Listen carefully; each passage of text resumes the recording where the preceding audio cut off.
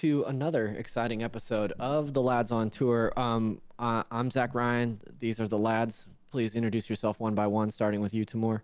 I am Tamur Hussein. What you've written here is in the. You should say this because I don't want to. Spelled shiitake, pronounced shit take. Which would be a dunk if it wasn't just absolutely top 10 patter theft from my Twitter. Like he literally saw my tweet and was like, "I'll just take that. Shall I?" Right. Yeah, that's right. And then we've also got Jake Decker, #1 Igarashi's cowboy hat fan. Correct. That's true. Also, isn't Twitter just stealing jokes anyway? So like, Well, It's true, yeah, it's yeah, true. that's all that can't get matters. mad. It's just the way the world Someone works. someone like got real mad at me for a joke that I did, and they were like, "If you're gonna steal from Reddit, just post a link." And I was like, "Fuck you! I made that shit up myself." That's the thing that always baffles me about Twitter is like people get mad or they'll be like, you stole that joke. And it's like, yeah, it's crazy that two people would have the same idea for like a lowest common denominator joke. We've Wow! also Wow! Wow! Wow! Wow! Wow! Wow! Wow! Wow! Wow! Wow! Wow! We've Wow! also been joined by Lucy James Games, and I've got her listed here as Upside Down Castle, which is a reference she might not understand. I don't know. No, I understand. I understand. I just didn't get there. And I'm Zach Ryan, a miserable little pile. So hello. Of Welcome secrets Just a or, pile of or pile of what? secret. just a pile little of miserable pile. Yeah, All right. these days. Yeah, honestly, most times, it's like a miserable little pile of laundry because I hate to fold laundry, and You just I'll reminded me I need to do laundry today. Folding I was also laundry. gonna do laundry today. Folding laundry is the will worst attest to the chore. fact that yeah, I will Sucks. Oh, I'll I like do a it. laundry and then Yeah. I'll leave it on my bed in a pile for You do that. I'm a few quick days. to doing laundry, throwing it in, cleaning it. Like I do that every other week. Like on the dot. Folding laundry though, yeah, sucks. I love So that- folding laundry. I love laundry. But then that's the thing. I think it's because Tam and I are from the UK where we don't like dryers are not common. Oh yeah. I use a clothes horse to dry everything. So everything's kind of like already sort of folded over a bar and then and it it's eats easy. me up inside. And it's just easy to fold. I use a dryer, but I want to shout out I'm Lion Rush, F Tong L, Schmart815, my man Jinpei, Batman, all in the chat this morning. Batman's there. Holy shit! And Batman says Batman's cool. laundry's a scam too, which I Wait, appreciate. no, what was the thing from the 100 Thieves thing where it was like, my guys, Batman is here. Batman is here. My guys, Batman is here. Also, Maria's in the chat too. Hi, an epic open world. Yeah, no laundry, no dryers in Europe. I Hey, would Mikey's say. there as well. Hello. Gang, It we're will- not here to talk about Laundry, we're not. We're here to talk about Castlevania Symphony of the Night, one of the all-time greatest, one of the most classic games. But first, Lads on Tour is a bi-weekly live show where four friends dig through their pile of shame to create a list to work through together. We play, watch, listen, read, and something else, each item on the list, and come together right here on twitch.tv/Lads on Tour to talk about our experiences. Sometimes we play the game, sometimes not so much. If you're watching live on twitch.tv/Lads on Tour crew, you can tell us what you think of the subject matter. So get in the chat. I'm not going to read the rest of this copy. Get in the chat. Tell us what you think about this game. We're going to get right into it. So first of all, I thought we should probably start with our experience with the Metroidvania genre, Ooh, of wait. which Whose list was this from? this is from mine. This is This one is- of yours. Yep. Okay, cool. yeah, This is a from game that has evaded me for years and years and years, so I wanted to. Which is ironic considering they re-release it every 2 weeks. Yeah, considering that it's on every fucking platform that ever exists. Is it? I Yeah. played it on Xbox. I played it on the 360 port. It's but kind of that was it's it. weird because like it's been re-released so many times, but Yep. like it's re-released on the same platforms over and over again as opposed to new platforms. Like you can't get it on. It's ironically it's not on Switch, like which Which is what I wanted to wild. play it on. That's I what I would've wanted to finished play it. on. I have that here in the notes if you guys will just exercise a little bit of patience. Oh yeah. I okay. have no patience. So let's start with our experience with Metroidvanias. We'll start with Tam. We'll start with you because I feel like you and I are probably the most Yeah. Metroidvania versed. So why don't you hit us off? What do you think about Metroidvanias? What do you like to play? I love Metroidvanias. I've been Super Metroid was until Bloodborne my favorite game of all time, and that is one half of the Metroidvania formula. The other half, Castlevania Symphony of the Night, was also one of my favorite games of all time and continues to be one of my favorite games of all time. Yeah, and since then I've played pretty much all the major Metroidvanias. I've played every Castlevania game, I believe. There's probably one or two that I've missed from back in the day. I think I did maybe one or two that I didn't complete, like Simon's Quest or something like that. And then like all the modern day Metroidvanias I've played, like, you know, whether it's Shadow Complex or Ori Hollow Knight. or Hollow Knight, yeah, which overrated. Yeah, but I've got deep love for Metroidvanias, and they're one of my favorite genres. I don't these days I don't experiment with Metroidvanias as much as I used to. Like I've not tried Blasphemous or anything like that. That kind of the new age Metroidvania games, but I would love to. It's more a case of don't have the time as opposed to a lack of interest in them. Metroidvanias are tricky because they're also quite a big time investment, and they're kind of getting lost, and being aimless is kind of built into the design of them to a lot of to a big degree. And as you get older and as time becomes a premium and other things vie for your attention, the feeling of being lost is much harder to stomach these days. I still like it, but like it's more of a treat than this is the only kind of game I play these days. Yeah, I'm right there with you. Castlevania, Metroidvanias might actually be my favorite genre of games. I mean, I feel like I devour a lot of like the major ones.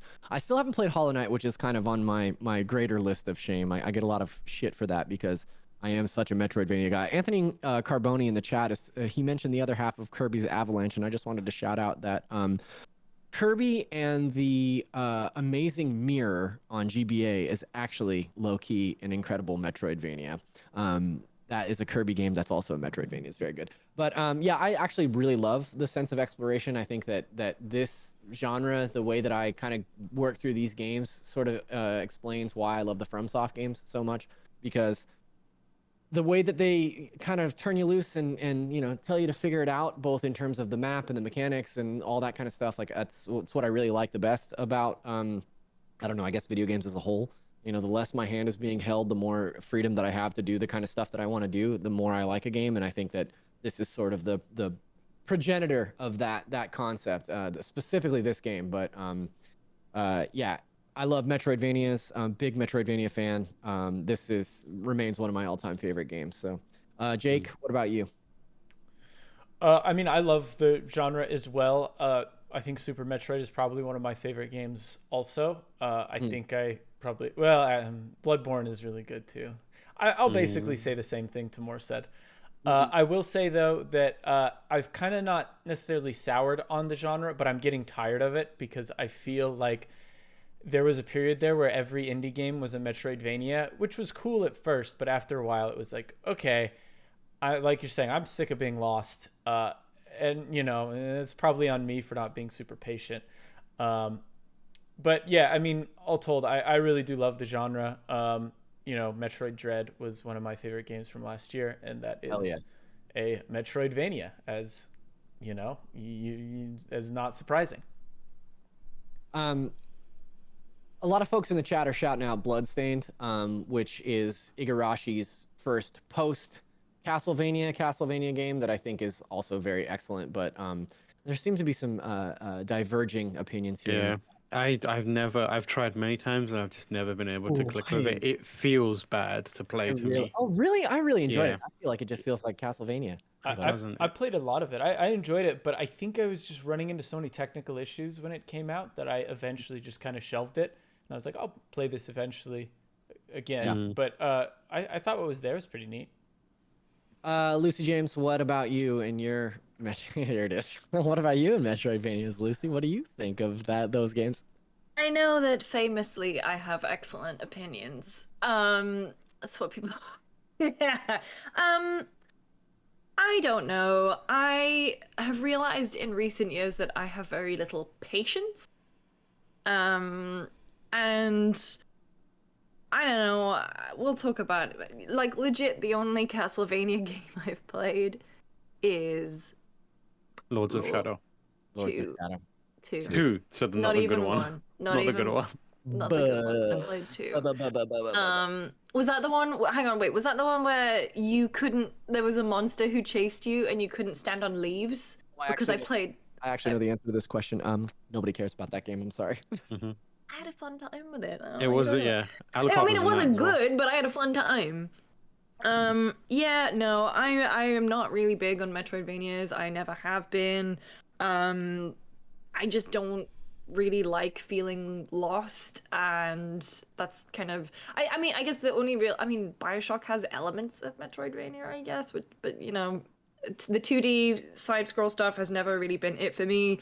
It's a genre of games that just, like, I never personally grew up with. I mostly grew up with 3D games. In particular, like, my deal is that, like, I enjoy RPGs because I need constant validation and I need constant dopamine hits of leveling up and stuff. And so Metroidvanias have never necessarily been my bag.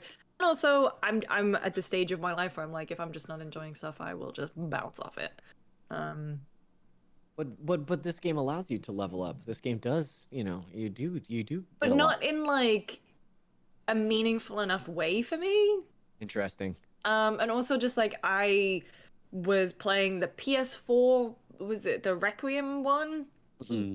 Which runs like shit. I don't know if any of you played that version, but it kept like bugging. It was really weird. And I was like, oh, hello. Wow, we've got Twitch in our chat. Oh, wow. I didn't realize We've that done I it. Yes, we made finally made it. Twitch is Watch what I do Twitch is here. Just throw us a little follow there from the old work. Zach, is that you? Is that you? Or you just... Yeah, I was Who else is it gonna be? Whoops. Well, there you have the definitive answer. Anyway. But no, I just didn't. I mean, the gameplay side of things is just like stuff that doesn't click with me. I will say though, atmosphere, music, the story stuff is what I dig about Castlevania. I think that's maybe because I have the background of the show, which I really enjoyed. Funny side note here. I just wanted to tell a quick anecdote. This is not the first time that I've accidentally used the Twitch account. The other day, Snowbike Mike from Kinda Funny was playing Breath of the Wild, and I was watching him, and I was trolling him. I was telling him to do stuff like he was, that first fight with the Lionel where you're just collecting the lightning arrows. Yeah. Mm-hmm. I was like, try to fight him. But I was signed into the Twitch account. And then I just kind of leaned into it, and I was just giving him bad advice for like an hour. It was pretty good. If the official Twitch account is telling you to do stuff, who's you gotta do it. It's gotta be true. Yeah, you gotta be like, okay, well. Yeah, that was an abuse of power. This morning was just a mistake. So anyway.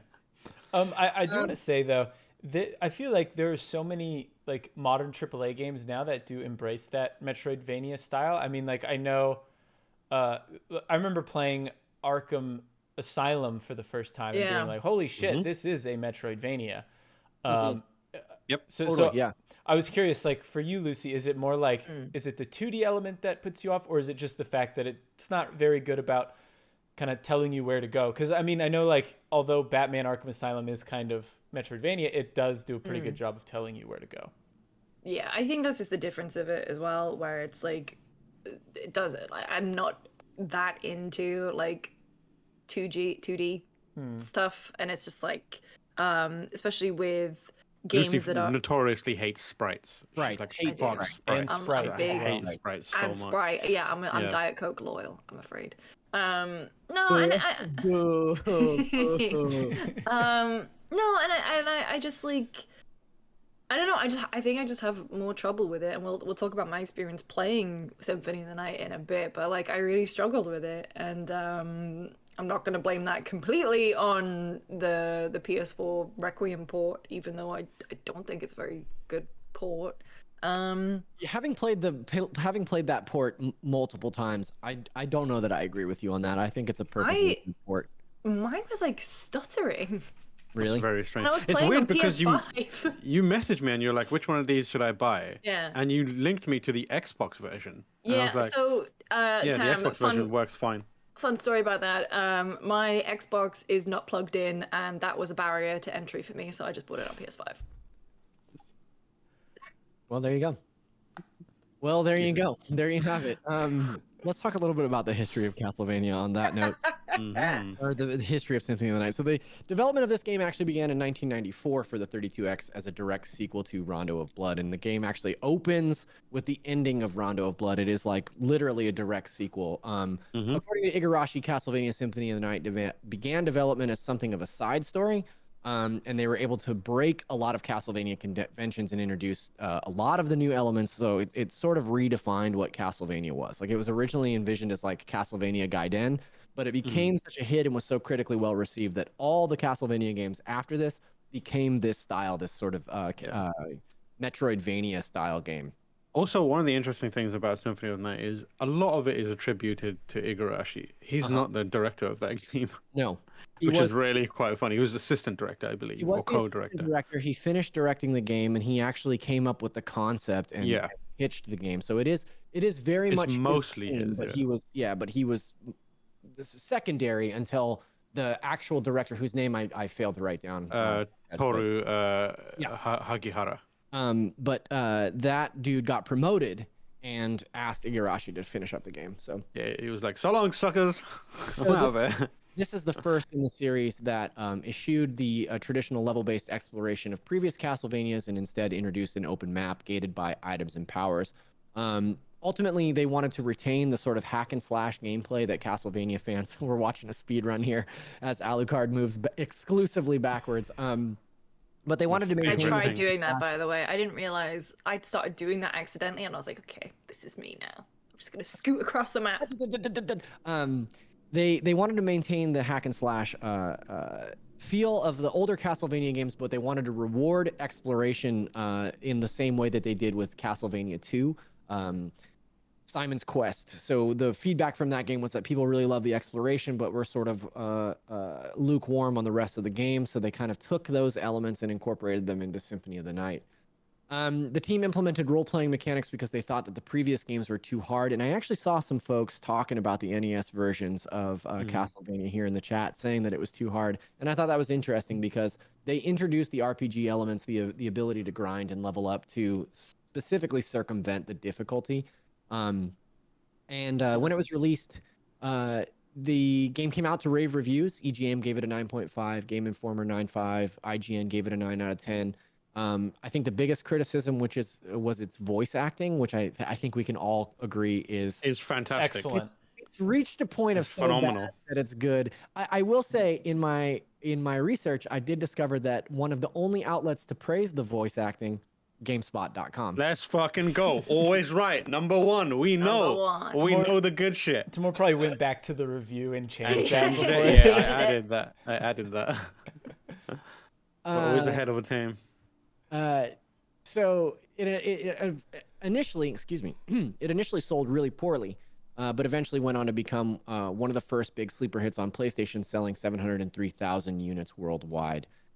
It won the PlayStation Game of the Year from EGM. It won Console Adventure Game of the Year from the AIAS, which y'all now know as DICE, and is number 16 on IGN's greatest games of all time list, which I think it maybe deserves even a top 10. Yeah. But that list might have been updated since my departure, so I take no responsibility in that. We talked a little bit about how it came to absolutely fucking everything, starting with the Sega Saturn. It got a Saturn port in 1998 that featured 2 additional players. You could play as Maria and Richter Belmont. And it also introduced Alucard's third hand, which I think is really interesting. They called it the third hand, but it was just an item slot. Like, it was just a quick item use slot. So you had left hand attack, right hand attack, and item slot, which I thought was pretty funny. It also had new areas and a remix soundtrack. Igarashi would later say that despite these changes, the PlayStation version is still superior because I've written tits graphics instead of its graphics. That's good. It's good. It's got great tits graphics. Far superior We're all thinking it. graphics and load times. And it's since been ported to just about every console except for the Switch. What the fuck, Konami? And PC. It's not on PC either. It's not on PC. No. Also, No. there's a pseudo sequel called Castlevania Puzzle of the Night for iOS, which I thought was very funny. Bro. Puzzle of the Night. You can play on PC, but I won't tell you how. I'm sure you can figure it out. Tam's never done anything illegal. I've never done anything illegal in my entire life. Yeah, Tam he's never broken the law once. No. And then I have a note here, and yes, the music fucking slaps because the Oh sound yeah, It it does. does. legendary, just so good. A little bit of trivia before we get into the what we think section of this game. The idea for introducing new elements to the franchise to increase replay value came to Igarashi after he saw dozens of old Castlevania games in the bargain bin at game stores. While the game basically invented the term Metroidvania, the team actually credits Legend of Zelda to their inspiration rather than Metroid games.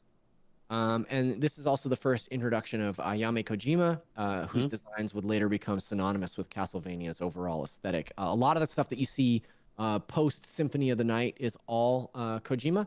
And I would say Another that Kojima, absolutely killing it out here. You'd love to see it. even the Castlevania anime series from Netflix is highly Kojima inspired in its look. But yeah, that's a little history and trivia for you. Let's dive right in. I want to start with some new opinions. I think everybody's already pretty clear on what Tam and I probably think about this game. So Lucy, let's start with you. First of all, I want to know how much you played, and secondly, I want to know what you thought. So why don't you set the stage, lay the groundwork? So I played a couple hours. I got stuck at those boys. And this is Blogra like, and Guilebon. is that their names? Maybe it just sounds like it's made up. Some flying prick and some prick with a big long lance spear thing that kept jabbing me. I just didn't gel with how I controlled, and like, that's not the game's fault. That's a me problem. But like I said, I just don't have that much experience with it. I found it obtuse, and you know, like, I had to keep Googling how to play it, and like, I don't know. I think, you know, there's a difference between a game kind of telling you how to play stuff and, you know, you choosing to ignore it, like Dark Souls. You know, all the stuff is there. It tells you how to do everything, but it's still difficult. Whereas with this, it was like, I tried to play yesterday and I really struggled with it. And so I went away and I watched a Let's Play, and then I was like, oh my God, I didn't know you could do any of this. And then I tried it again this morning, and I was still struggling. I got further. You know, but I just didn't. Wallaby Jones asked a relevant question in the chat that I wanted to what's Lucy's just put problem? past you. What's Lucy's problem? What's your problem? Wallaby Jones asks, what's a Lucy problem? Not what's Lucy's problem. Oh, that's but- me inferring a little bit. I was gonna say that's you putting intent behind it. No, but it's like, I fully respect the game for like what it did. I completely see and understand just like how like influential it's been and how much people love it. And I really dug, like, I love the fact that at the beginning you're playing as Richter and you immediately were like just battling against Dracula, and I was like, okay, I guess we're doing this now. And then, you know, going to play as Alucard, but like, I just also fully understand it's just not for me. Not every game has to be for every person, and I wanted to read fine. this quote really quickly, and I wanted to get your reaction, Lucy. This is a quote about the game. Easily one of the best games ever released, and a true testament to the fact that 2D gaming is not dead by any stretch of the imagination. Now, that quote comes from GameSpot.com. Ooh, at GameSpot.com. Was it Lucy James at GameSpot.com? I don't know. It's probably ancient. It's not my words. Let's see. It's probably 100 years old. Let's see. Probably written by Richter Belmont. In it. Not for you. Not me. Not me. That was written by. Oh, I see. This was written by GameSpot staff. Oh, so that means it's really old. Yeah, so that means it could be literally ridiculously anyone. old. But no, and then so it just wasn't for me. But there was a lot of stuff that I liked about it. I thought the music was poppin'. It's one of those games that I would love to be able to play and like fully experience. I ended up watching a Let's Play. But yeah, it didn't gel with me. Wallaby I'm Jones sorry. says, so I played Symphony of the Night for the first time over the summer on mobile and was like, what is happening? And then I beat it in 6 hours because I accidentally got the bad ending, and going back will probably be too hard. Can someone come over and get me to the inverted castle, please, so I can play the second half of the game? We'll talk about the inverted castle sometime down the road. But I wanted to get to Jake. Jake, this is your first time. This is your game of shame. You put this game on the list because this is something that you've been missing for the last 25-ish years. What did you think? So I've actually never played a Castlevania game until now. I watched the anime recently, and I enjoyed it enough where I was like, I should really play these games. I did. I watched the Netflix one. I guess, is it technically anime? I don't know. Did the penguin Animated. It's animated. Yeah. What? Did the penguin show up? Did the penguin show up? Oh, No anime penguin. no, he didn't show up. So I think we're fine. I think we're fine. Not technically anime, that's why. That's Yeah. not technically anime. You're right. Is Avatar anime? Let's not do this. Okay. But yeah, I really enjoyed it. I kind of also feel like the kid who did their book report but didn't read the game because I didn't, or read the book because I didn't finish it. I think I'm I've almost cleared the castle ish. I think the when I load my save, it was like I was 65% done. I just finished the catacombs. I guess I fought that like Dark Souls ass boss that just keeps summoning dead bodies that you get attacked by. It's like that orb, that flesh orb. Uh, but I mean, all in all, I've been really enjoying it. I definitely do have like just some like I can see where it's aged pretty obviously, having not played it before and coming into it now. But that said, like I'm really enjoying it. I think it took a while to click, but now that it's clicked, I definitely want to keep playing and finish it. I think in particular, I'm just surprised at how much like combat diversity there is in this game. I always thought you just had a sword and some spells, but like you get all these different weapons. You've got your right hand and left hand. You've got spells. I have yeeted a couple of spells because I've been like, oh, what does this do? And then I use it and realize it's just gone forever. And I'm like, oh, okay, I guess I got to find another one. Like the magic missiles. I was like, I'm just going to test this out, and then just wasted it. But yeah, I've been really enjoying it. I definitely am going to keep playing after this to finish it. But so far, I'm really into it. I'm proud of you. Thank you. I know this has been a long time coming for you, so it has. well done, Jake. Tam, what about you? I feel like we know where this is going. Yeah, I think this game is excellent. I think it stands the test of time amazingly well. I feel like I'm playing it currently on my iPhone using a Backbone, which, first of all, Backbone continues to be just an absolutely incredible little device. They even sent me a free adapter for my new iPhone 13 Pro Max for free, which is great. Yeah, but I've been playing it on my older iPhone. It holds up really well. I've had a very unique experience this time around because I accidentally did a glitch that has changed the way I played it. Like I've never played it this way before. So I did the for context, at the start of the game, as Alucard, you walk into a room and death appears and is like, give me all your shit. These are all your powers are mine now. You're weak. Carry on. I enter that room and then backdash out of it on the perfect frame, and so that when I came back, he did not appear. So I carried on into the castle as a fully powered Alucard with all my stuff. And What's that? You just invented a speedrunning strat? Is this the Tam skip? I think it's pretty. I think it's a skip that's well known. Yeah. But like I wasn't even trying to do it. I was just like, I went into the room and then I thought, oh, I might go back into the other room actually and do like quick grinding because there's zombies that keep appearing very quickly. So I was like, I can grab a couple of levels here, and I did the glitch and went into it. And then the thing is, like, you end up going above that room. If you fall back down into the room, death appears and will jack your shit again. But I managed to just jump over and carry on. So now I'm just tearing through the castle. Like, every boss takes like 1 or 2 hits to die for me. And like all the enemies just dying in 1 hit. And like, I'm just backdashing through the entire castle. And like, it's fine for me because I've played the game multiple times, but I've never played it like this. And it feels like pretty amazing to play it, and it's really fun. And I'm just like kind of doing, it's like flicking through a photo book like right now, because I'm just like tearing through parts of the game and just being like, I remember this bit, I remember this music, and I'm having I'm still leveling up and getting more health and that kind of stuff, but it doesn't mean anything because everything just dies instantly for me. And it is fantastic. I think like there's so much cool stuff in here. I know that we mentioned that quote about it, you know, showing that 2D games are still alive and well, and it really does do that. There's so many small, intricate little details that you miss if you're like not paying attention. Stuff like when Alucard is on an elevator on a moving platform, he holds his cape up instead of standing like that, and if you press up, he'll like do a cool pose, and if you press up when you're just standing, he like strikes a really powerful like frame, like a really cool pose. And like there's small intricate things around that, like his cape, if you get his like final cape, the kind of Alucard cape, it glows, the inside of it glows red, which is really, really cool. There's so many like little touches in the sprite work that are really fun. That first time where you meet the mimic version of him, that like pops out and you have to fight yourself, and it's like that's a Legend of Zelda thing, right? Like they use that to a degree as well.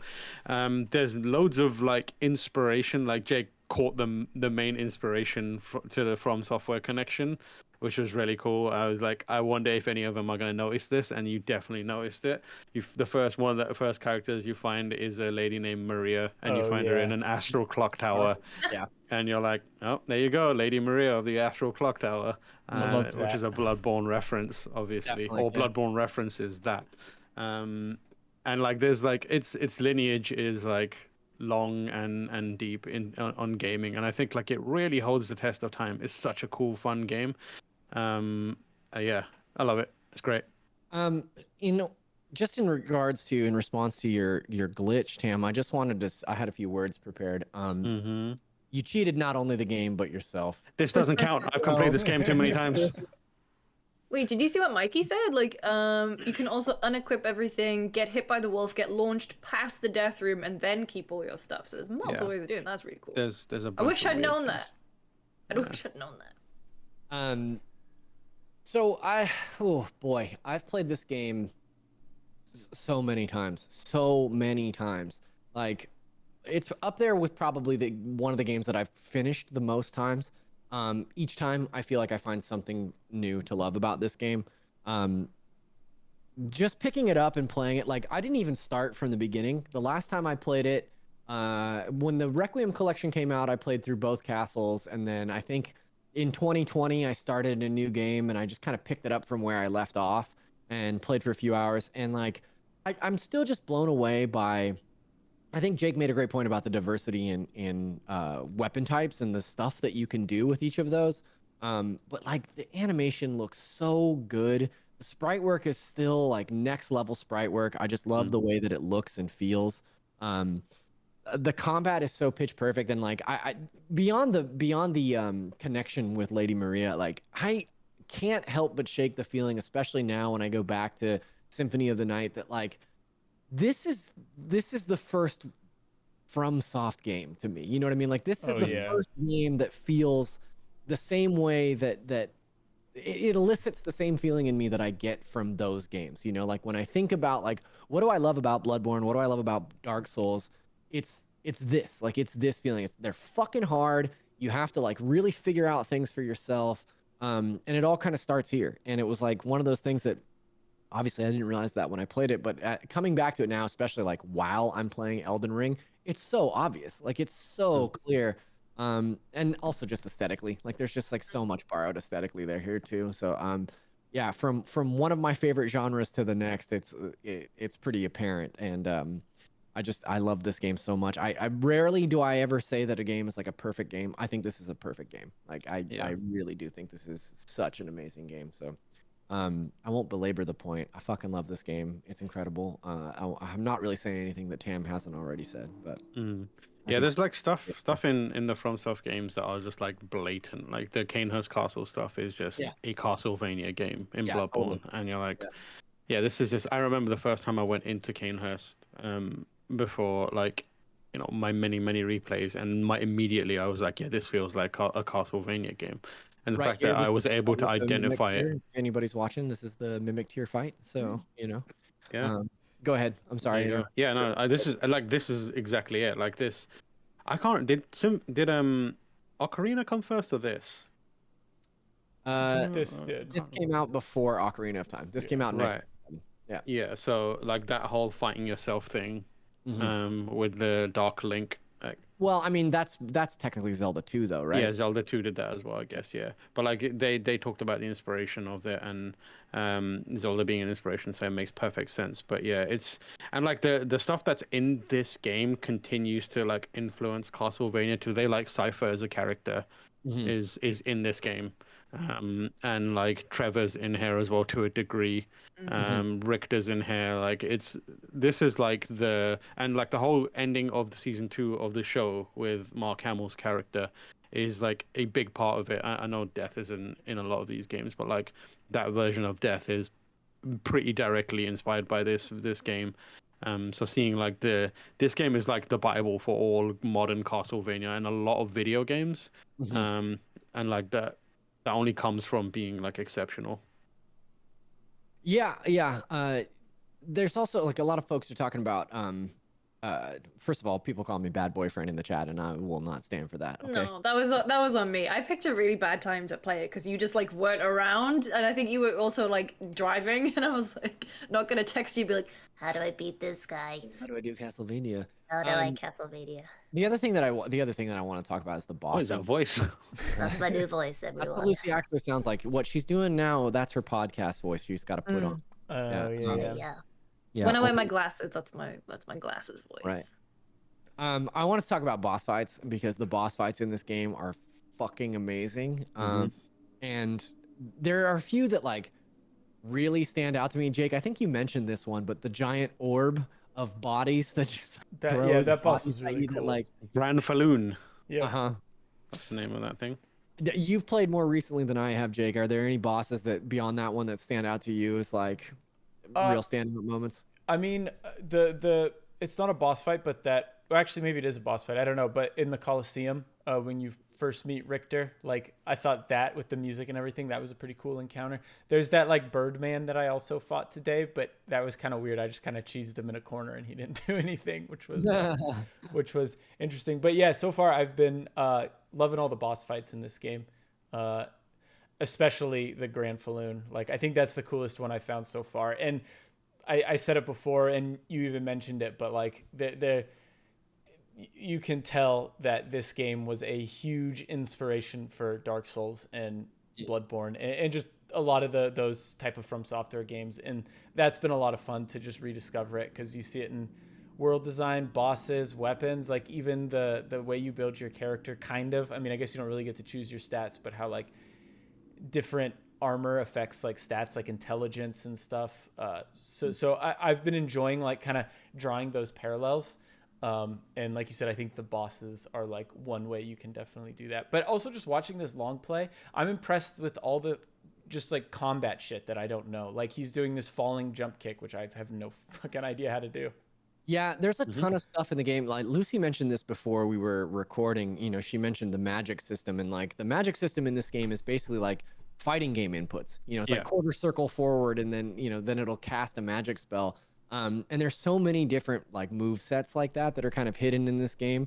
I mean, this particular speedrunner is playing with, it looks like just fists, which is cool. I've never considered doing like a fists only run, but so many different ways to play. I always like, it's funny, I always come back to swords. Like I typically am always using like short sword in this game just for expediency's sake. But are there any? Go ahead, Tim. I was gonna say I remember the first time I accidentally found the spells, because I remember playing through it, and there's like a couple of spells that if you're playing, it overlaps with a normal kind of input, like jump forward and try and use an item and attack at the same time. And I think for most people, they build it in a way that you usually will accidentally do Dark Metamorphosis at some point, and then you're like, oh, what the hell was that?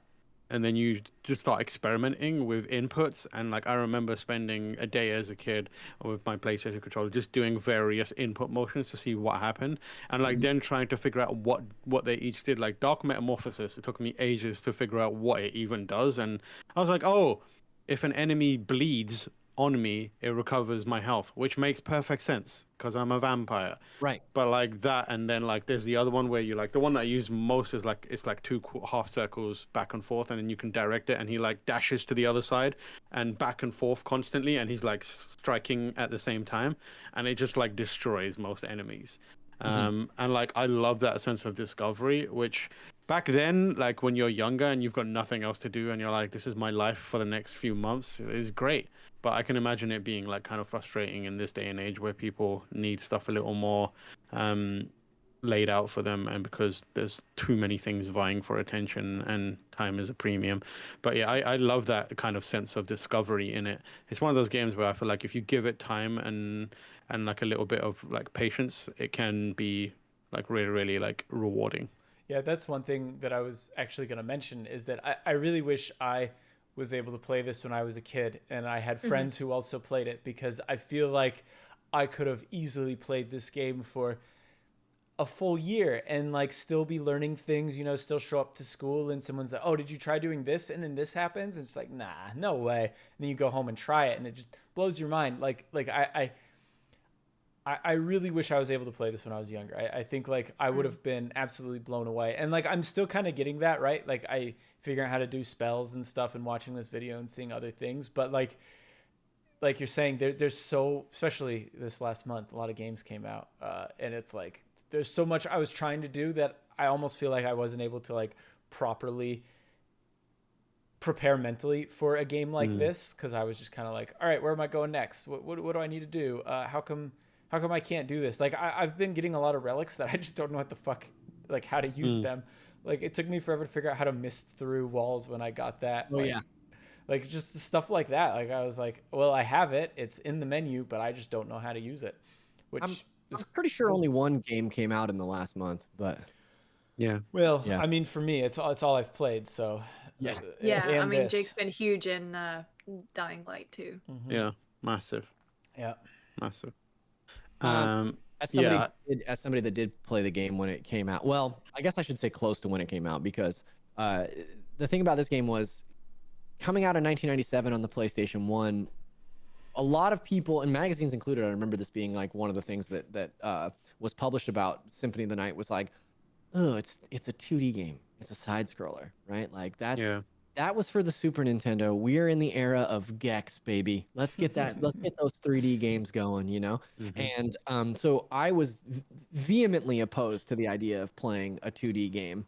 My buddy Anthony convinced me to Oh, Boney? Damn. yeah, we go way back. He convinced me to give it a spin many months after it had been released, maybe even a year after it had come out. And so he was sort of my Sherpa, and I remember he did. And we are going to talk about spoilers a little bit, I guess. So if you're sensitive about that, like, we apologize, but this is a 25-year-old game, so the statute of limitations are off. And I feel like also everybody knows what the big spoiler in this game is. But he did give me the instructions, like, find these pieces before you do the last fight, and something very cool will happen. He didn't tell me what it was. So when the inverted castle arrives, when that moment happened as a kid, I remember my mind being so blown, like, what do you mean I'm only halfway through this game? Like, there's a whole other half. Like, it's so fucking cool. Like, still one of the all-time greatest twists. Big spoiler is that Alucard is Dracula backwards. It's true. It is true. Still not over that one, to be honest. Yeah, it's true. But yeah, Jake, I think that this is the epitome of that kind of conversation, right? Like that sort of playground game where everybody's talking about, because there are so many secrets, there are so many secret bosses, you can take so many different paths. I think that it was also so underplayed at the time that maybe it wasn't the case that a lot of kids were talking about it on the playground. You know, like I said, it didn't really sell super well until pretty far down the line, but It sold poorly. Like it was like fully like looked like a failure for a really long time. yeah, it was the first like big sleeper hit on PlayStation, because it eventually, after reviews were so good and word of mouth got around, I think it did end up selling like pretty well. But yeah, I think I'm gonna carry on playing it, at least to get to the cool cutscene where the inverted castle appears, because it's really like, I remember being back in the day just being like, oh my god, this is ridiculous. those I did cutscenes not know. look like shit though now. Yeah, they do. They look so like, terrible.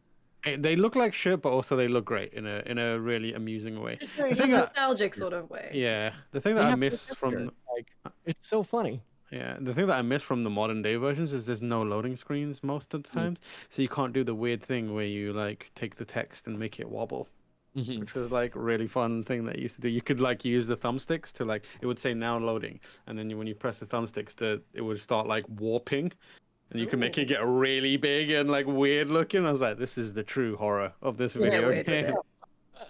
So how much of the game would you say is the inverted castle? Like when you get there, is that the halfway point, or Yeah. Okay. It's a 50%. It's a full 50%. The completion rate of this game is 200%. Yeah, I was gonna say so 100% for the regular castle, and then another 100 for Another 100. I think it's actually 201% is Okay. the full completion rate, if I remember correctly. But And a lot of people didn't even get to the inverted castle, right? Because they didn't collect those things. there's in order to Yeah, summon just the explain inverted what castle, you got to do. Yeah. Yeah, you have to find a bunch of these different, or you have to defeat the last enemy in the first castle wearing a special pair of glasses, and the glasses will show you the true enemy. So there's like Bloodstained does this too, which is really clever, but like you'll see it's 200.6%. Thank you, Matt Paget. Oh, You'll see like a floating orb, and if you defeat the orb instead of the actual boss, it summons the inverted castle. And then in the inverted castle, there's also a set of stipulations for defeating the final boss there as well. But yeah, good game. Wow. I do love that because I feel like a lot of like that's pretty rare now to like hide half your game behind like very obscure set of things you need to do. I feel like the only larger developer that still kind of really does that is From Software. Yeah. And even then usually it's just like optional dungeons or something that you might miss because you didn't get the item or use it correctly. But I really do love that design because I think it just adds so much replayability. But I understand the risk, right? Because it's like you don't want to make 50% of a game that most of your players are not gonna see. Yeah, that's fair. One of the things that we've talked about on this show previously that I wanted to, I think is like particularly relevant to this conversation is the concept, the idea of like coming back to the originator of something after it's had its share of clones, I guess you would say. You know, like obviously this game really opened up the door for Metroidvanias, right? Like it sort of created this genre, and I mean, for a long time, every single indie game created was a Metroidvania game, right? Like so many Metroidvanias out there to a lot of different extents. But coming back to this game now, and Jake, I guess this is maybe a question specifically for you. Like, what is it like? How does it compare to come to this game now and see it as the originator of a lot of these ideas? Does it still hold up? Do you feel like it's comparable to some of these later games that have taken the obvious inspiration from it? I mean, I think it does. I think that's an interesting discussion, though, right? Because I was saying at the beginning, I was pretty burnt out on Metroidvanias because there were so many for a while there. And I feel like you could make an argument that because those games are newer and have some modern design principles, like they are better. Better games, yeah, for sure. Like more approachable, I guess is probably the way to put that. But that being said, like a lot of those newer ones just don't really interest me all that much. But this game drew me in. I think part of it was just the fact that like I had heard so many good things about it, but I think another part was just like the combat diversity. Like it felt like there was so many different ways that I could play this game, which really took me by surprise. I figured that would kind of be the case because I did play some Bloodstained and I enjoyed it, but just seeing it in a game that old I thought was super impressive and really cool. And I think that's kind of what like pushed me to keep playing and like why I want to keep playing. But I think like I think the character design, the creature design, the music, like all that stuff is so iconic. Even though I hadn't played these games, a lot of it was so familiar, and seeing all that in action was really cool. So yeah, I think it holds up. I think like even though there are games that do the Metroidvania better, I can see why this game's so important, and I think it's worth going back to if you really like these kind of games. Yeah, I'll agree to that. I want to dispel a rumor that is happening right now in chat. Epic Open World says it created a genre that Jeremy Parish would name years later. That's actually not true. Jeremy Parish has been on record on many episodes of Retronauts saying that he didn't create the term Metroidvania. It came from somewhere else. But I created it. It was me. Tam did it first. Tam did it first at the ripe old age of what? 10, 11? Yeah, this is my first word was Metroidvania. Metroidvania. Yeah. And my mom was like, "Oh, what the fuck did you say?" Technically, didn't like when did Super Metro like? Why is it Metroidvania? Like it seemed like Metroid had kind of figured that out a couple years before, And not Castleoid. So here's the deal. The RPG element is So Metroid. The Metroid element is that your progress through the map is gated by the items or abilities that you have. That's the Metroid part. The Vania part is obviously the setting, but also the fact that it incorporates RPG elements. Like this was the first game to like combine those two genres. So then I guess Sorry, Justin said it came from the Metroidvania region of France. That's really good. Sorry. That's a solid goof. so. Within a game like, I'm trying to think of some other like of the famous. What was the one that Thomas Happ created? What's that one called again? I'm blanking on it. Axiom Verge. Axiom Verge. Would that not be considered a Metroidvania then? Since I don't think you. Yeah, level it up is your a character? Metroidvania. Yeah, But- I think it is. Like, I think it used to be quite strict, but then the prevalence of them kind of like loosened the entry requirements into the genre. Now it's like those games just are called Metroidvanias. Yeah. And like, if you were being pedantic, Axiom Verge is a Metroid, not a Metroidvania. Well, there was that whole conversation around Metroid Dread was like, is it a Metroidvania or is it just a Metroid game? You know? Yeah, yeah. It's Like big- if you're being pedantic about it, it needs to have an RPG thing to be a true Metroidvania. But generally, most people are like, "Oh, Ori and the Blind Forest. Yep, that's a Yeah. Metroidvania." Yeah. Yeah. I would agree with that one though, because you're like buying and upgrading abilities and things like that. So Yeah. Yeah. We're winding down here, but I guess the final question of any of these is, does it go on the list? Does it go in the vault? The recommendation, and I feel like this is getting a solid 3 out of 4 votes here. I know Lucy's not too. I but- respect it for, like I mentioned earlier, for the impact it had. I can recognize and respect what it did for games, but it's just not my bag, I'm afraid. But I will put my vote in to put it on in the vault. Very, very gracious of you. Congratulations to Konami for winning the first award for Castlevania Symphony of the Night. 20 plus years after it was originally released. Someone let Igarashi know. I'll shoot him a text. Yeah. We're pretty good pals. I once stood next to that man, and he definitely carries that whip and hat everywhere. Like he's Yeah. not. That's not a shtick. That's a Wait, wasn't there a story about you playing Bloodstained in front of Yeah, him? I broke it immediately. Okay. Because so a couple And then weeks ago, Jake, didn't you do that as well? yeah. So I tweeted a couple. Someone was like, "What's an embarrassing story at a press Yeah. conference?" So I didn't want to say who it was, but I guess I'll just say who it is now. So it was for Bloodstained, and I was setting up Capture Kit. And to be fair, this is the second time I had previewed Bloodstained. The first time I previewed Bloodstained was at the last E3, and I tripped over a wire and like kind of knocked over a PC just a little bit. Well, It like yeah, was in a kinda. cubby. It like The leaning tilted tower of over. PC. We put it back up, totally fine. Igarashi looked at me and was like, "I don't know who this guy is, but I don't know if I want him playing Get my him game." out. Right. So that was super embarrassing for me.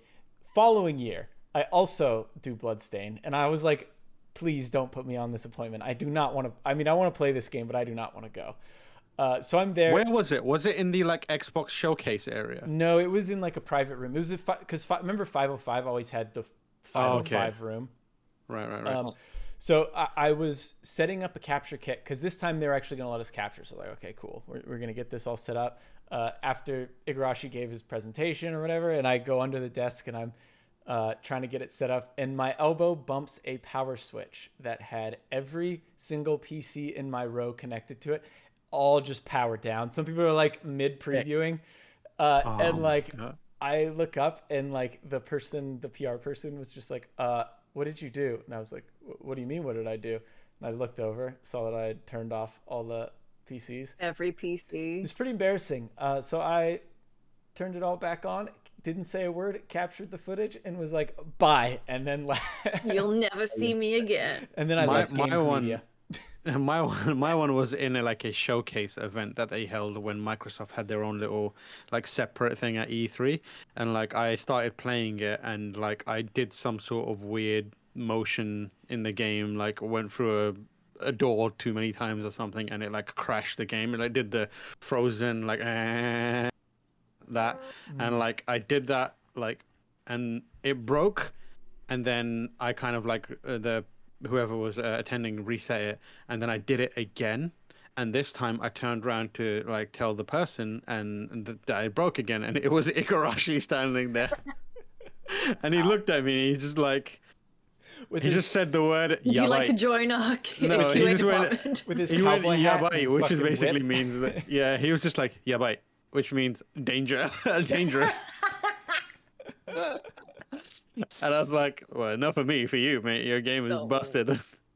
Um, Um, I do have a Go ahead. question for you guys though. What? Yeah. So there's rumors that Konami is working on bringing back some like famous franchises. If that is a Castlevania game, like what would you guys want to see from that? Like what would you expect? Would you want another 3D game? Like I know Matt Paget's always been like, From Software, make a Castlevania game, which Yeah, Matt Paget loves to say the same things that I say all the time. 2 years later, they steal that from you. Did you Matt tweet it? Paget 'Cause- steals most. Did you tweet it? most of Because his- you know that's not yours if you tweet it. Yeah, true. That's true. That's fair. Yeah, I don't know. Like Tam already mentioned it, but Canehurst Castle going there for the first time was like, oh fuck, this is a Castlevania game. Like this is just straight up Castlevania, and I like that, but I don't necessarily. I don't know if From Software was to make a Castlevania game, I would be there. You know, day one, I'd be so hyped.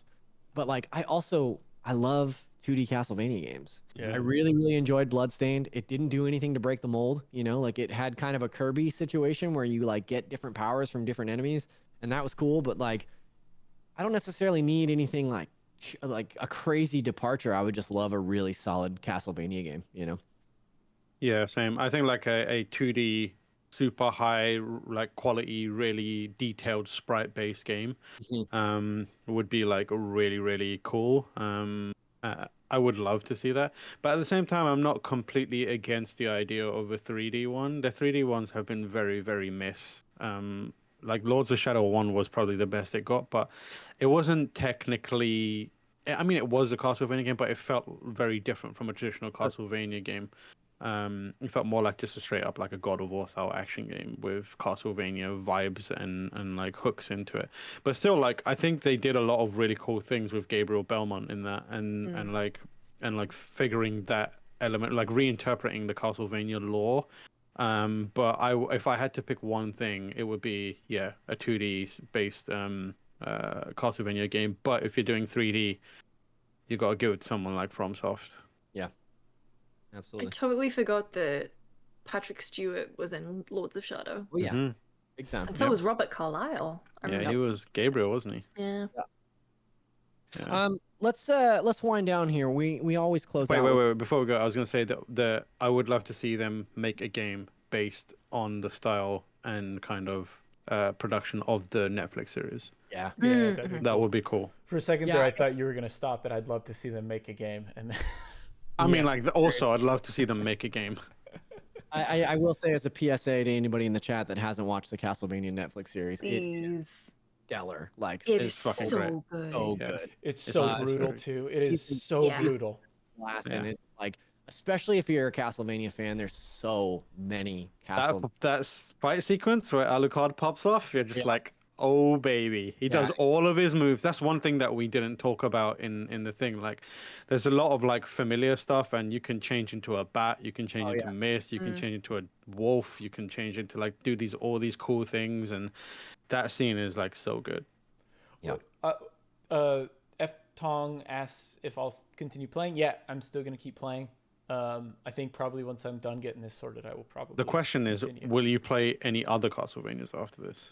I Because mean, the GBA ones introduced this really cool system where when you kill an enemy, there's a slight chance they'll drop their soul. And then when you collect that soul, it comes straight into you. You basically gain that enemy's power. So that you can become like a Soma Cruz with a scorpion tail. Or like, it's like really cool. Those, what's it? Aria of Sorrow, Circle of the Moon, Portrait of Ruin. I think that's all of them. so I There got might be the one. collection on Yeah. Switch that I do plan on playing Yeah. those. I heard I should only play one of them though. So it's funny because Aria of Sorrow is like for sure the best one on that collection. Man, I don't know. It's so good. It might be a better Castlevania game than Symphony of the Night, with the exception of the fact that I love Symphony of the Night. Like, Yeah. but it might be, you know, for all intents and purposes, a better game. But the other two games are interesting. You know, Circle of the Moon is kind of a dumbed down version, and then what's the one in the middle? Portrait of Ruin. Is it Portrait of Ruin? I don't remember. Aria of Sorrow, Circle of the Moon, Portrait of Ruin. I think so. Anyway, that one's not good. The middle one is Harmony of Dissonance. Harmony of That's Dissonance. what it is. Yeah, that one's not very good. That one's like it's all really vertical and weird. I never really cared for that one, but Yeah. So yeah, I think I will probably play after I finish Symphony of the Night. I will probably at least play Aria of Sorrow, Aria, and then yeah. maybe check out the other ones to see if I vibe with them. But yeah, I mean, to be honest, I just don't think there are enough like badass vampire games as well. You know, like Yeah, for Vampire sure. Survivor. Vampire Survivors. Good game. Yeah, Yeah, it's a good it's a game. good Great game.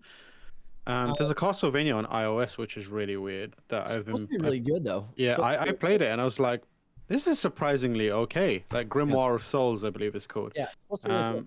Yeah, it's been fun. Like I've been enjoying it. Like it handles really well, and it's like it encompasses a bunch of cool elements of various Castlevania games. Yeah.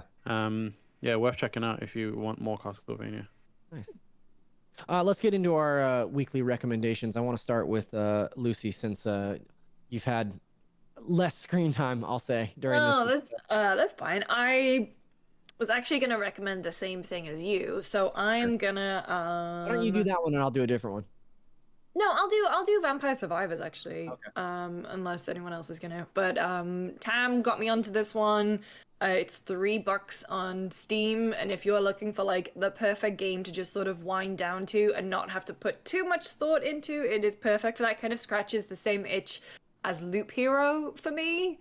All you have to do is hit WASD to move around, and your character automatically fires off like, I don't know, there's a floating St. John's Bible that like hits enemies, there's a whip, there's little short So- swords. The fun thing about this game is it's actually made on a Castlevania asset pack. Yeah. So So yeah, thematically hit the WASD button. I meant hit the WASD buttons. And basically you can yeah, also use a controller. Yeah. Oh, can you? Yeah. Shit, I didn't realize that. I've been playing it on Steam Deck while taking a shit. It's a good shit game. Great mean, game to have A well, I great don't have a Steam game. Deck. Yeah. But no, and basically you just get to just it kind of also scratches the same itches if you've ever played Bloons Tower Defense, where you just wiping out reams of enemies and then leveling up and getting different abilities. And I think the goal is, you have to last 30 minutes, but then you keep getting swarmed and you can build up your character in a way. Like Garlic is ridiculously overpowered, but a lot of fun. Yep. Just like a $3 on Steam. It's amazing. That's so fun. Jake, I'm gonna throw to you for your recommendation, but I'm also gonna duck out for 30 seconds. I'll be right back. I always do this. I always drink like a bunch of water and then I gotta pee during the recommendation section. I'm sorry. Go ahead, Jake. All right. I actually have mostly just been playing Elden Ring. Apart from that, last night I did play some Hunt Showdown with some friends, which I've dabbled in here and there. But it's a pretty interesting game. It's a lot of fun. Basically, if you haven't tried it, it's 3 players that enter this big map and they have to hunt down these creepy monsters and escape with their bounty. The catch is that there's other players there too. I guess it's kind of like Escape from Tarkov, I think, but it's, I think, dumbed down quite a bit, which is good because I'm an idiot and Escape from Tarkov is too much for me. But it's a lot of fun. I definitely recommend it. I feel like it's been out for a while, but they're really starting to hit their stride with in terms of updates and different creatures you hunt down. So yeah, definitely recommend checking that out if you've got a couple friends who'd be interested in something like that, because it's a blast. I heard about it. I never even realized what a Hunt Showdown was. But yeah, F Tong says mini battle royale PvPvE. Yeah, pretty much. The games are pretty short too. They can be pretty short. I think technically you have an hour to hunt them down, but usually they don't take that long because you'll die or you'll escape quicker. Hillbilly Monster Hunter says I love Matt it. Padgett. I love it. Yeah, I'd say that's a good description. I've always been really interested in this game. It seemed like a really cool concept. I've never played it though. I'd give it a shot. My only caveat here, and actually I don't have any knowledge of this, so maybe I shouldn't say it, but Knowledge. I can't imagine that this game runs well on console. I haven't tried, so maybe it does run well and I'm completely wrong, but it doesn't seem like a game that would, if that makes sense. You know, have you ever just played like a game on PC and you're like, ooh, I don't know if I'd want to be playing this on console, but it is on console. Yeah. People have played it. Maybe I'm completely wrong, but it really feels like a PC game. Phasmophobia is one of those games where I was like, this has never come to console, is it? Yeah. I mean, last night I figured out that Hunt Showdown was on console, and I was like, damn, that is surprising because, yeah. If anybody's played it in the chat and played it on console, let us know if it's Yeah, worth prove me it. wrong, please. Yeah. Mhm. Tam, what's your recommendation for this week? I've mostly been watching X-Files. I'm big into X-Files right now. It is very good. Where are you up Holds to? up. I am approaching the end of season 2. Yeah, season 2 is really interesting. Season 2, I enjoyed season 1, and then like everyone that I speak to who likes X-Files, mainly I've been speaking to Chris Pereira and from the GameSpot team, and Kurt Indovino from the GameSpot team. But previous to this, Joe Scrabbles from IGN was a big proponent of me watching it as well. They were like, yeah, season 1's not the best season. Like season 2 is where it starts becoming what X-Files is known for. Sure. And I had a great time watching season 1. Like there's some stinker episodes in there, but like season 2 is like really, it's like digging into the mythos a bit more and setting up like villains and secret societies and that kind of business. But also it's kind of weird because like there's some production stuff that happens in behind the scenes, and like Scully is missing for most of season 1. And like you're like, oh, why did that happen? And I read like an article about her talking about working on potentially coming back for it and what she would be okay with. And it turns out that she was like treated pretty poorly the entire time, or at least to begin with, on that series. So I was like, oh, that explains why she was. So she was like pregnant for first part of season 1, and Fox apparently told Chris Carter to can her, and Chris Carter was like, no, dudes, we're not doing that. So that's why she's not. They created a storyline for her that explains her pregnancy, and it becomes like one of the most important parts of that series. It seems One of the most pregnant parts. one of the most pregnant parts. It is the most pregnant. Well, it's not. Healthy with Based on, I've seen scattered episodes of this in my lifetime, and this is my first run through. But I'm pretty sure that is not the most pregnant part of the series. I'm pretty sure there's some more pregnant moments that are way more pregnant than this. I watched it in real time. I was obsessed with the X-Files as a kid, and then I did a rewatch. Probably, oh man, it's probably been 10 years now, but that series is a real wild one. It really goes places. I'm excited for you. Home. Yeah, I watched an episode yesterday, which was spectacular. I thought it was like excellent. Like the Tombs episodes are still my favorites because I think that character is really interesting. But I watched one which was like about like a place where like meat eating is the big villain. I was like, oh, okay, this is interesting. But it was amazing. My recommendation, I'm going to keep short and simple. I'm recommending Everything Everywhere All at Once, which is the new film by Daniels. That's two directors who previously made what's the Daniel Radcliffe corpse movie called? Swiss Army Man. Swiss Army Man. Yeah. So these two dudes have made a film that I feel the less you know about it going into it, the better. I'll say this: like, don't watch a trailer, don't read about it. I would say just go and see it. It is a mind-bending, genre-bending, brain fuck of a film about the love of your family. Like it's very much a Dark Souls of cinema. Yeah, exactly. That's what I like to hear. Coolest movies I've ever seen. I saw it last Sunday with Tam and Lucy. I haven't stopped thinking about it. I can't wait to see it a second time. It's an incredible film, and yeah, it's really really good. And I think don't because I actually went back and watched the trailer after I watched the movie, and I was kind of surprised at how much of the plot they throw into the trailer even. So I would say don't watch a trailer, just go see it. It's fucking great. It's such a cool movie. It's a superhero movie that Marvel would never have the balls to make, I'll put it that way. I love that Michelle Yeoh is in the Oh my god, like she's leading so role. good. She's incredible. Like she's amazing in that. Too. Yeah. That's gonna do it for Lads on Tour this week, gang. We'll be back sometime with Apocalypse Now. Apocalypse Now is next on the list, but tentatively 2 weeks from now, but who knows what could happen. That's yeah. I actually am going to update the schedule today. I already did. I just want to wait until after today's episode to post that. So there'll be an updated schedule. It's still the 2-week cadence, so there'll be another episode in 2 weeks. But as they mentioned, life happens and we might have to push it, especially since this is on a We might Sunday. have to swap or something too, because Apocalypse Now is my pick. So this is definitely an offline conversation, but Yeah. thank y'all for joining us. Admin. Ladmin. Ladmin, very good. Thank you guys for joining us. Thank you for following us here on Twitch. You can also follow us over on Twitter, where we're Lads on Tour crew there as well. If you haven't played Symphony of the Night, get out there and play it, gang. Go play it. Just play it. Play it longer than Lucy did. And we'll see you guys in a couple weeks. Take care. Bye. We're gonna raid. I remembered this time. Oh, yeah. raid. Okay. Let's raid. We're gonna raid Miranda. Yeah. Yay! Stationary stream. Yeah. We'll see y'all over there. If I can figure out how to raid, hold on. I've done it Oh, before. here we go. I've done it before. Wait. You just type /raid in the chat. Really? And then raid. I thought you had Yeah. to do it in. Yeah. No, No, / no. raid. Oh god, I'm not in the chat. I work at Twitch. I know these things. He knows. Okay. Everyone jump in there and say Symphony of the Night is great. Uh-huh. I'm sure she'll love that. Yeah.